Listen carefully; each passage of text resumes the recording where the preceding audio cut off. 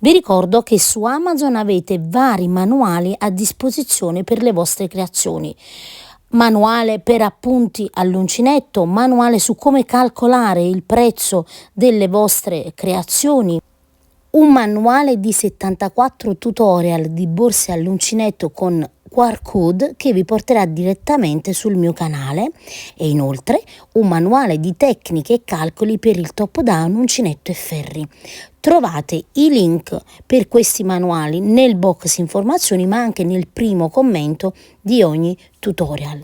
Vi ricordo di condividere ogni volta i tutorial in modo che il canale possa crescere. Passiamo adesso al tutorial. Benvenuti anche oggi sul mio canale. Oggi vi mostro come realizzare una fodera di feltro, quindi rigida, per una borsetta con la chiusura in legno. Il metodo che oggi vi faccio vedere va bene per qualsiasi modello di borsa, quindi anche per quelle con la chiusura a molla o con quelle che non hanno assolutamente nessun tipo di chiusura. La prima cosa da fare è prendere le misure, quindi prendiamo l'altezza completa, vedete, della borsa, quindi frontale, fondo e retro, e abbiamo un totale di 49 centimetri. Segniamo quindi la misura di 49 centimetri sul feltro.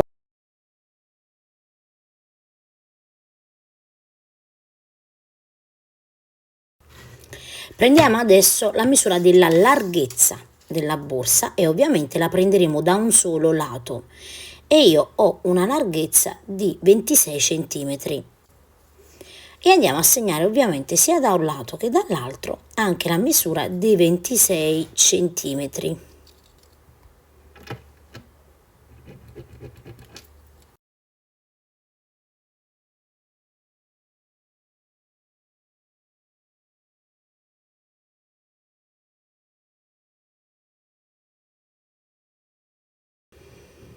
Aiutiamoci adesso, guardate, con il righello ovviamente per segnare le parti ovviamente che devono corrispondere e andiamo a formare il rettangolo per la foto.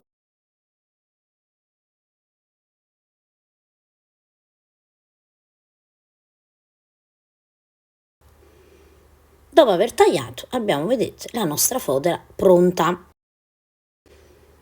Vado adesso a incollare i due lati, ovviamente per chi sa cucire può anche cucire a macchina, chiaramente il feltro è molto spesso, dovete avere una macchina che sia adatta a fare questo.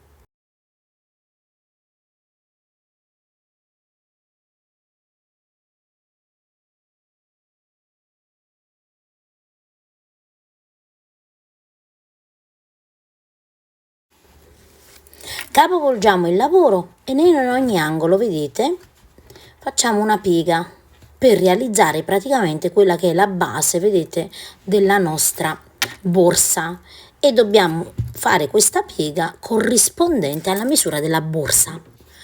Anche qui io uso la colla a caldo, ovviamente se avete delle macchine da cucire che si prestano a questo tipo di cucitura un pochino più doppia, andate ovviamente a farlo a macchina. Io metto delle pinze così la colla si raffredda e si salda bene. Tagliamo i triangoli, vedete che si formano per una questione di spessore, io li taglio sia da una parte che dall'altra. Adesso chiaramente andiamo ad inserire la fodera nella borsa. Inserita la fodera, aiutiamoci con degli spillini.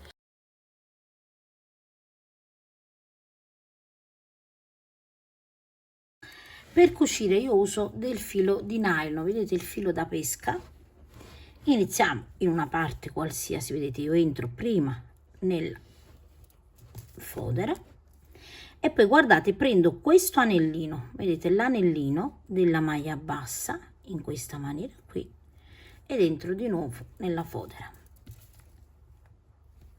Di nuovo guardate io mi trovo qui, entro nell'anellino della maglia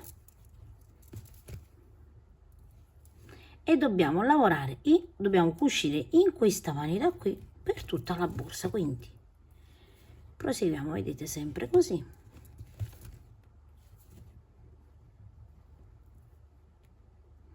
Ovviamente se voi avete dei sistemi diversi che insomma per voi sono più validi, seguite il vostro sistema, questo è giusto per darvi un'idea. Io vado a completare. Terminata, vedete la cucitura, questo sarà il risultato. Avremo una cucitura, un bordino, vedete che fuoriesce leggermente dalla fodera. Una volta che abbiamo quindi terminato, andiamo a terminare ovviamente a completare la nostra borsa. Io questa fodera l'ho utilizzata per la borsetta con la click clack di legno, ma ovviamente potete usarla per qualsiasi modello di borsa.